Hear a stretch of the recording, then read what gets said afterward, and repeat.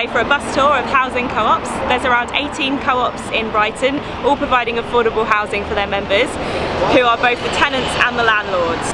Housing co-ops are a really great way to provide community-led housing. They're affordable and tenants have control over the way that they live.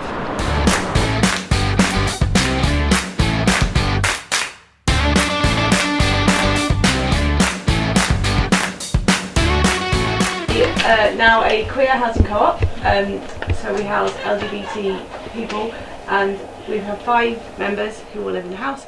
I think my favourite thing about living in a housing co-op is that you're living in your home, which is an everyday thing, but at the same time you're contributing to something that's about radical change in terms of how housing is available and run. So it's that kind of mix of the everyday and the personal and the political. So if I have one tip, I would say it is hard work and it takes a really long time, and you'll come up across loads and loads of obstacles on the way, but it's really possible to do it, and you're always in a group when you're doing it, so to draw support from that group and from all the other kind of wider networks of co-ops that exist, because they're there and they want to help you. What's really nice is for people to come, to be interested and just to reflect back on our history and what we did, because actually I'm super proud of it. I'm super proud of what we worked together to achieve here and how it is, so it's really nice to be able to think about that and share it with people.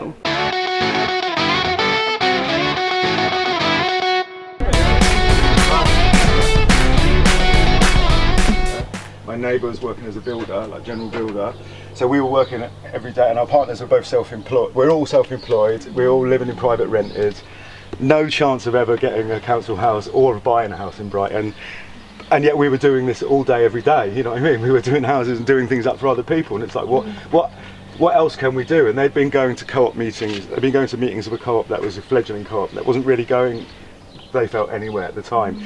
So we were like, well, why don't we do our own?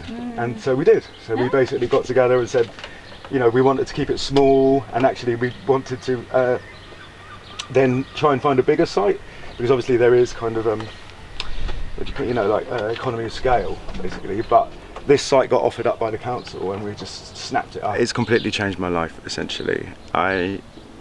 4 years ago I was a painter and decorator living in private rented accommodation, not really knowing what I was going to do for my future. So not only has getting involved in this process kind of changed my potential housing situation, which it will have done by the end of this year, by Christmas, but also it's changed my life, essentially. So it got me into housing generally, into activism. So I went and did a master's, then I finished that, and now I'm doing a PhD. So I'm no longer working as a painter and decorator. I'm actually funded to do a PhD in community-led housing, and it's all off the back of going down this road. And that's the thing about it, is, I think that community-led housing is not just about housing, it's about people, essentially. It's the people that make the difference, and the difference that it makes to the people as well, So it's much about the process as the result, Great just meeting, it's great to see so many people and have some questions and talk about it all again, because it sort of fires you up, when you kind of get stuck in the kind of day-to-day little granular stuff. And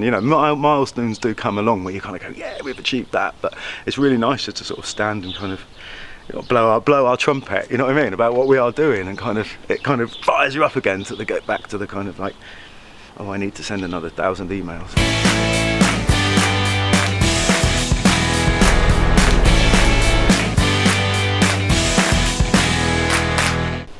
What's the plan over there? All of that space?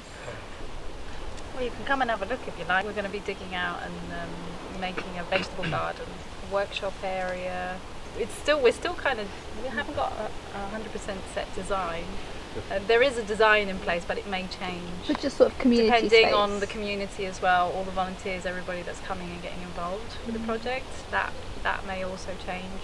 I think one of my favourite things has been learning to be sort of self-sufficient. So kind of moving here and realising that I didn't have I guess, a landlord, for better or worse, that I could go to every time that we have a problem. You know, obviously, especially being out in the countryside, there's a lot of troubleshooting involved, and every time something happens, if the internet's down, the heating doesn't work, you know, you kind of have to roll up your sleeves and sort that out yourself, and that's actually felt quite empowering, you know, rather than just sending off a passive-aggressive email to someone asking them to sort it. That's felt really, really nice, actually. And just seeing how much interest there is as well in community-led housing.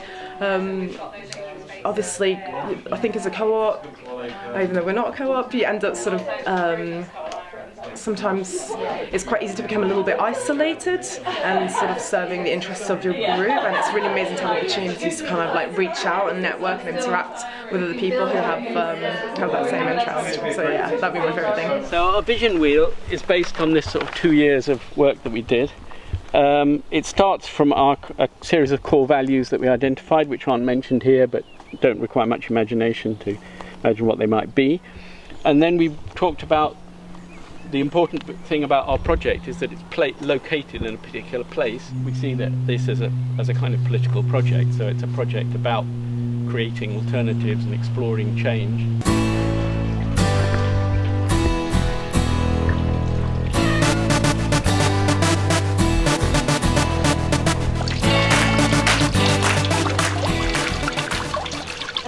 So it's been here since 1987. This side, on the Bedford side.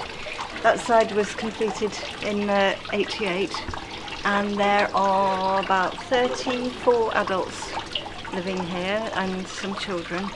The ground floor is all self-contained family flats, and we have a wheelchair disabled flat in the corner there. Well, you know, you stand in the garden and you shout up, "Have you got an onion?" and somebody will throw an onion out the window. That kind of thing.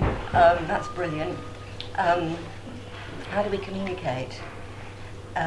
We put notices up, we go around, we just do, we see each other all the time. So the thing about this building, so the architect was a man called Michael Lee, and he was just brilliant. He had travelled around places like India and Mexico, the ones that he referred to particularly, and he was just very interested in how villages worked and what made villages work in the way that the structures were arranged and all of those sort of things. And basically in a village, and we know this from our own ye olde English villages, like, you know, you've got the pump, the village pump or the well, wherever. You've got places where people traditionally and typically and need to gather, and that's where they talk to each other, right? The village pump mentality, I don't know if you've ever heard that expression. So he designed this place as a tiny little kind of like microcosm of a village.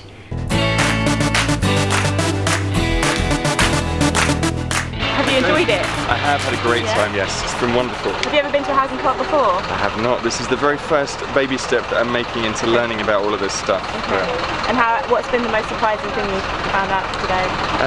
The fact that the fact that they were able to do it with so few people and with no funding behind them. They said that they struggled to get the money for the application between them, but the fact that just those two families have actually been able to find a plot of land, find funding and do it themselves gives me hope that I can do it as well. Some of these housing co-ops I've heard so much about and heard them talked about and see them online, but it was so great to actually see them in real life and to even feel the walls, and at Southdown see how they've like insulated the whole place, and at Bunker seeing the table and actually seeing where everything goes in real size. Yeah, I really enjoyed it.